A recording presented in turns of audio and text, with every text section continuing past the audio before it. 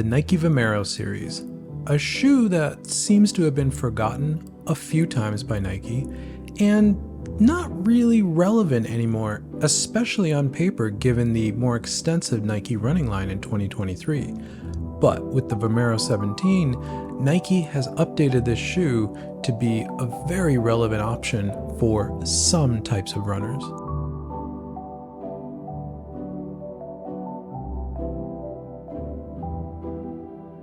The Nike Vomero 17 has been on our collective radars all year. We originally saw it previewed in a Nike press pack back in the end of February, and it's taken over 7 months for it to finally come out towards the end of October 2023. It just, again, feels like the Vomero is a shoe that Nike sort of forgets about every once in a while. Now, the Vomero has always been on the edge of the performance running line or the Zoom running line from Nike. It's always sort of been there with the structure, kind of on the edge, still a performance shoe, but a very specific use case for a very specific type of runner. It's not something that has mass appeal for a lot of people. It never really has. And now in 2023, Nike's line is much more complicated because we have shoes like the Invincible 3 that kind of take the place of the Vomero. So this update for the Vomero was, I think, challenging for Nike, but I think they've done a really interesting job of making the shoe relevant now in 2023 and giving it a place within the Nike running line that does have a point and does have a purpose for certain types of runners only. Before I jump into my thoughts on the Vomero 17, let's step back and talk about what the Vomero line is within the Nike running line in the first place. Now, the Vomero dates back to 2006, so it makes it one of the older shoes in the Nike running line. Not as old as the Pegasus, but I think it's the next oldest. There isn't another shoe that's as old as that anymore. And what it was meant for was high volume running. Runners putting in a lot of miles and a lot of kilometers in training. Volume, Vomero, that's where the name comes from. It was never intended to be a fast shoe. It was intended to be a shoe to put in a lot of miles. And when Nike launched the shoe in 2006, they used the word max cushion, but they meant something very different than the way we think about it now in 2023. They meant the softest shoe, pillowy soft. And they use pillowy soft a lot in the marketing copy for many versions of the Vomero. So this was always meant to be a high volume, very soft shoe that complemented a daily trainer of the Pegasus and slotted in between the daily trainer and a race shoe. It was not meant to replace a daily trainer. It was meant to be a complement to a daily trainer, and it was never meant to be a fast shoe. Something that I've seen talked about online quite a bit about the Vomero 17, especially all summer, as we didn't have a lot of details about this shoe, was that the Vomero 17 is going to be the Turbo 3 because it has a dual foam midsole. It has ZoomX on the top and another foam, in this case Cushlon 3.0, underneath that. Well, as I just said, the Vomero has never been intended to be a fast shoe, and the Turbo was a fast shoe.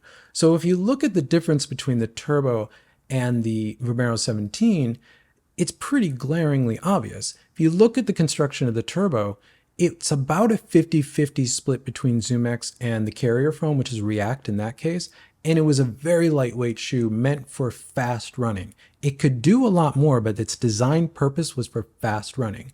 Whereas the Vomero 17 is probably more of a 40-60 split. You could even say it's a 30-70 split. There's more of the carrier foam, Cushlon 3.0, than there is ZoomX. And that is really meant for this shoe being comfortable and stable. And we'll get to how Nike's designed that in this case. So the comparison between these two shoes made no sense. They have nothing to do with one another, and the Vomero 17 is not meant to be the new Turbo. And don't be surprised if you put on the Vomero 17 that it doesn't feel like a Turbo, because it won't, and it doesn't. And there is nothing to do with the Turbo series whatsoever. So let's go back and look at a few key versions of the Vomero in its past. And through that, I think it'll begin to show you where the Vomero 17 is actually coming from, because it's a combination of a few things.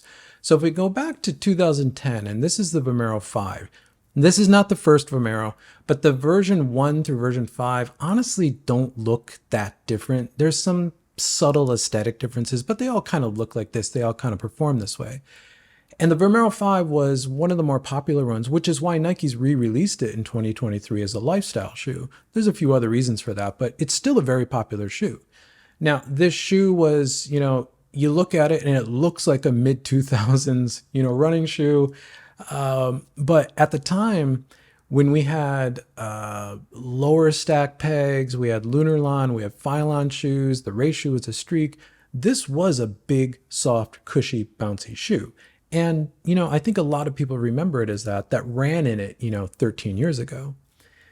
Fast forward to 2017, we get to the Vomero 13. A lot of versions happened here, but honestly, there weren't a lot of big changes. The design language changed, but if you look at this shoe versus what we just looked at, you can see that it's still a similar silhouette. A big midsole, fairly straightforward upper, and a very traditional geometry. Now, where things start to get a little crazy is Vomero 14. And I think this is the shoe that a lot of people remember as the first Vomero, at least the first one they ran in. This was the first Vomero I ran in, and this was a big departure from the Vomeros of the past. This made the Vomero a lot more aggressive, a lot less focused on stack and cushion and plushness and pillowy softness, and more on performance and modernizing what I think a lot of people were thinking was a outdated platform of the Vomero, and to be honest, a little bit of the Pegasus.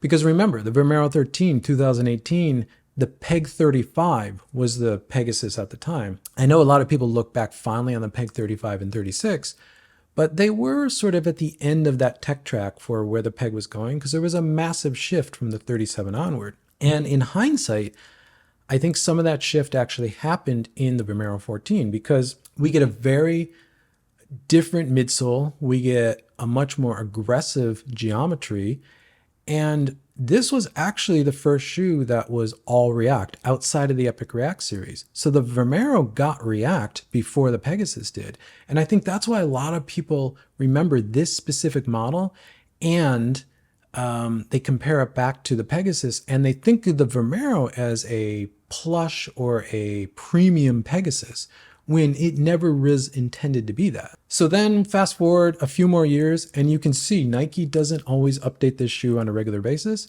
We got the Vomero 15. Now, I saw the 15 because it actually did launch in Taiwan, but it didn't launch in many countries. I think a couple countries in Europe, a few countries in Asia, and that was about it. And it was only out for 3 or 4 months.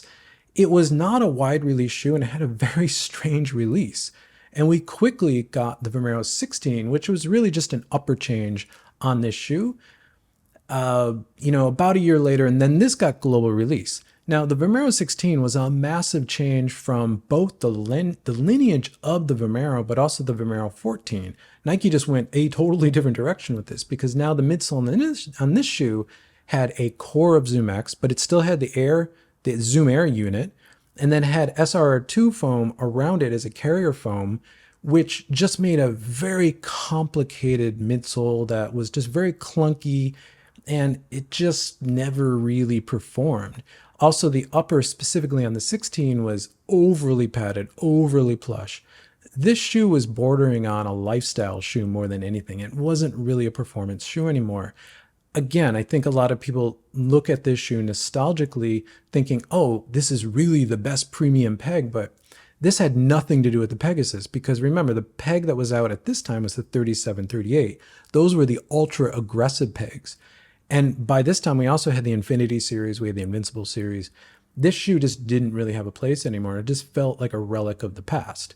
So that brings us into the Vomero 17, which we're talking about in 2023, which has some interesting design choices that confused me at first, but actually makes sense now that I've run in it. So if we look at the sort of keystone shoes, the 13, the 14, the 16, and the 17, if we're talking about where the 17 design is coming from, I think it's pretty clear. Nike has just said, look, the 15, specifically the 16, doesn't exist anymore. There's really nothing from the 15, 16 that is in the 17. The 17 really is a mishmash of 13, the original sort of intent of the Vomero, high volume, workhorse, a lot of cushion, pillowy soft, with some of the silhouette of the 14, mainly in the heel where the foam wraps up around the heel and stabilizes the heel, which I think is actually one of the best things about the shoe.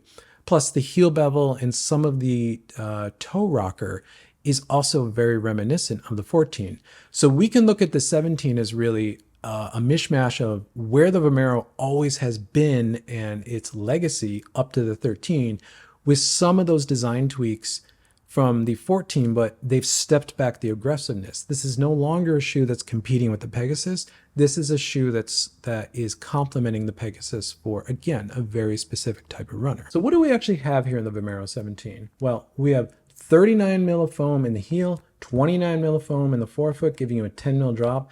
Though Nike's official specs say 39.5 mil of foam in the heel and 30 in the forefoot was still a 10 mil drop, okay.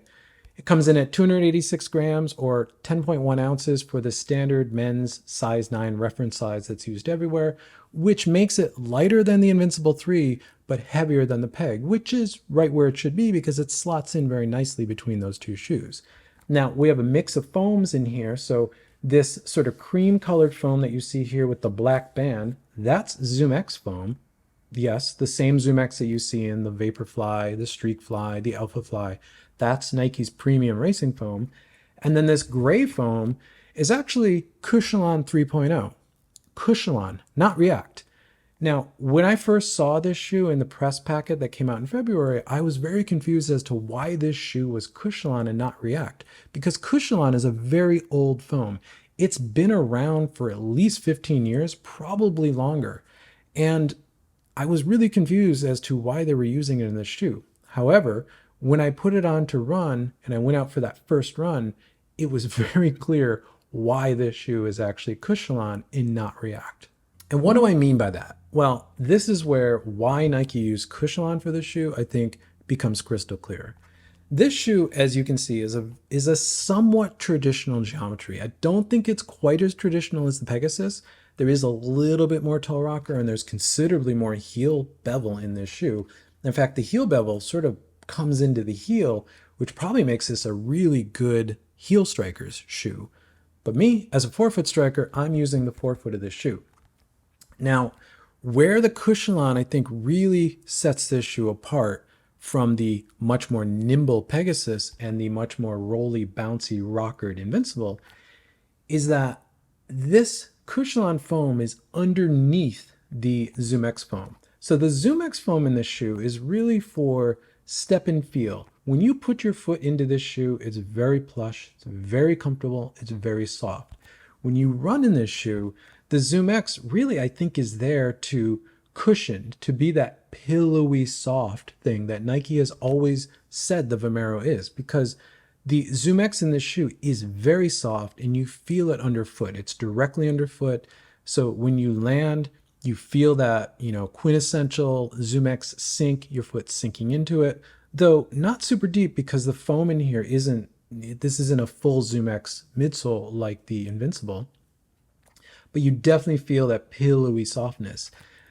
But because the Cushlon is a much more firm foam, a much more rigid foam than, say, React, and especially compared to ZoomX, this shoe kind of gets dulled down. So you get the initial strike, you get the pillowy softness of ZoomX, and then that's about it. ZoomX is done. The rest of the shoe and most of what you're running on this shoe is Cushlon. So you get that strike, soft, and then the Cushlon being much more rigid kind of rolls you forward. Much more than I expected from a traditional geometry shoe. And in fact, because of the softness of the ZoomX and the rigidity of Cushlon, the Cushlon foam under the ZoomX almost acts like a plate. Now, this is not a plated shoe. There is no carbon plate in this shoe. This is just foam.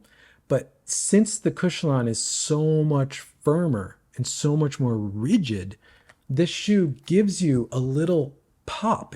The Cushlon reminds you as to the history of Cushlon that it is a much more rigid foam.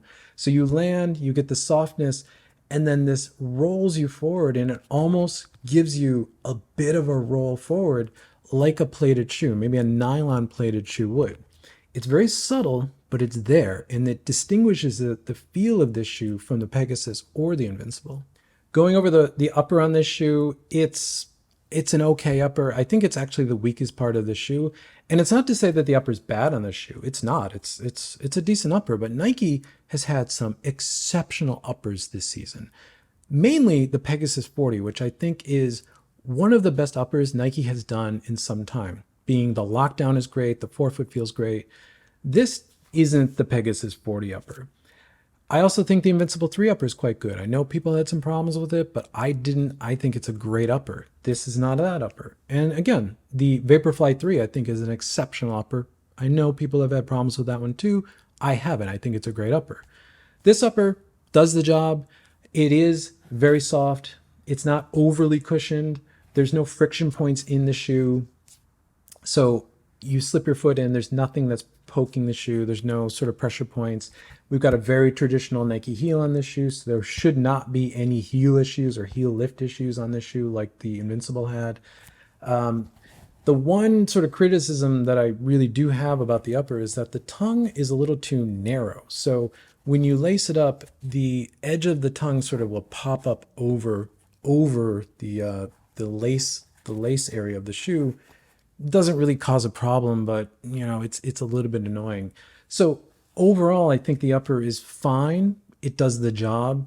The lockdown is okay. It's a little bit vague compared to the Peg or the Vaporfly. The forefoot is narrower than you think it would be. In fact, the whole platform of the shoe is actually much more narrow. We'll get to that in a bit. And the toe box has, decent room in it, but it's definitely not a high volume forefoot or toe box area compared to some of the other shoes Nike's released this year. One criticism I do have of the outsole is that this groove and then this point right here seems strange. If this was one piece of rubber, I think it would be better. Again, as a forefoot striker, right where this seam is where I'm landing. So that's going to get chewed up really fast for me. And then this point right here, again, as a forefoot striker, that's sort of pressing right in the ball of my foot. So when I'm landing, I feel like I'm going to feel that at some point because that's a much higher point in the shoe. And I just feel like I'm going to feel that at some point, especially as the foam breaks down in the shoe. Again, so far what I've run in it, no problems. I think the channeled out heel in the shoe, again, I think for heel strikers, this shoe is going to be very good. It actually is a fairly wide heel. I think the widest part of this shoe is in the heel, meaning it's not wider than the forefoot, but like the forefoot's pretty narrow, the midfoot's pretty narrow, but the heel in this shoe is actually surprisingly wide. So I really do think this shoe is geared towards someone who is heel striking because this is going to give you a lot of stability. The way the foam wraps up around the heel, as you can see here, it's also giving you stability. Again, what the Invincible 3 is trying to do, but this does it in a much better way. And even though there's no heel to toe rocker in the shoe, this extreme bevel in the heel is going to land you, transition you, and then the sort of plated feel of this Cushlon is going to roll you forward. So this isn't as rolly as an Invincible, but it's not as traditional as a Pegasus. It's again somewhere in between. It's a little bit more, it's more traditional than it is modern or rollied rockered geometry, but the feel, because of this stiffer Cushlon, is going to give you more off the toe. And that really kind of highlights where this shoe's meant to fit in the Nike running line. So if we have the Pegasus on one side and the Invincible 3 on the other, literally this shoe fits directly in between them. It is a mix of both shoes. We're getting the flexibility and agility of the Pegasus, and we're getting the max cushion and some of the stiffness or I would say the rolling feeling from the Invincible, though it's not as rolly as the Invincible. This shoe is much narrower, especially in the forefoot, than the Invincible. And I actually think that's one of the best things about the shoe. So this shoe does give you some of the agility from the Pegasus because it is a much narrower platform. The Invincible 3 can feel extremely wide and bulky and just sort of slappy to me. It's still fun to run in, but this shoe somehow manages to have the higher stack, but a narrower forefoot, which gives it a lot more response and agility. Again, not intended to be a fast shoe, it just doesn't feel like a big bulky shoe on your foot, which is saying something because again, there's a lot of shoe here, there's a lot of foam here, but it definitely feels smaller than the Invincible 3. How am I going to use the Vomero 17 moving forward? Well, as I said, it came to me towards the end of my marathon training build, and that's really when I want a shoe like the Vomero, because that's when my legs are kind of toast because I'm putting in those hard workouts, those big mile weeks. And I want a shoe that's a little bit more than a Pegasus, but I don't want to go all in on the Invincible. That's too much, too rolly, too soft. I don't like overly rockered shoes for training. Racing, yes. Training, no. So the Vomero 17 is sort of the perfect shoe for, again, high volume running. And it's a shoe that I will use when I need to do a recovery run, or I need a shoe that will encourage me to slow down, because the Vomero works best when you're going slow. And what I mean by slow is easy running, easy pace. Whatever your easy pace is, that's what the Vomero 17 really wants you to be doing. It doesn't want you to be pushing the pace. It can go faster. I have done my marathon pace. I've done some of that running in the Vomero. Wasn't planned, but it happened. It did fine, but it didn't really like being there. It likes you to do your easy pace and then even go slower. So if you just want to go out and do a shuffle to recover, or you just want to go out and you're not feeling like going out for a run, and you just want a shoe to put on to just get the miles on, that's just going to encourage you to just get out there and go, that's the Vomero 17, and that's how I'm going to use it. So given that my A race, New York City, is in a week now as of recording this video, once I get back from New York City and I get back to Taiwan, I will keep running in the Vomero 17 because I like the fact that it sits between the Pegasus and the Vaporfly for me. I was doing fine in this training build, really just running in a Peg and a Vaporfly with nothing else, doing fast and long runs in the Vaporfly and doing everything else in the Peg. But there were a couple weeks and a couple times where I wish I had another shoe that was just a little bit more, but still more traditional. And that's the Vomero 17. So as I'm doing my winter training, and again, winter running, I generally focused on foot strike and building foot strength and leg strength. I probably won't spend a ton of time with the Vomero 17, but I will pull it out when I just want to go easy. I want a shoe that will just encourage me to go easy. And I think that's really what this shoe does best. Thank you for making it to the end of the video. If you like this type of content, consider subscribing. You'll see more content like this pop up in your feed. If not, drop a like on this video because it helps this channel continue to grow, which I always appreciate. And with that, I'll catch you in the next one.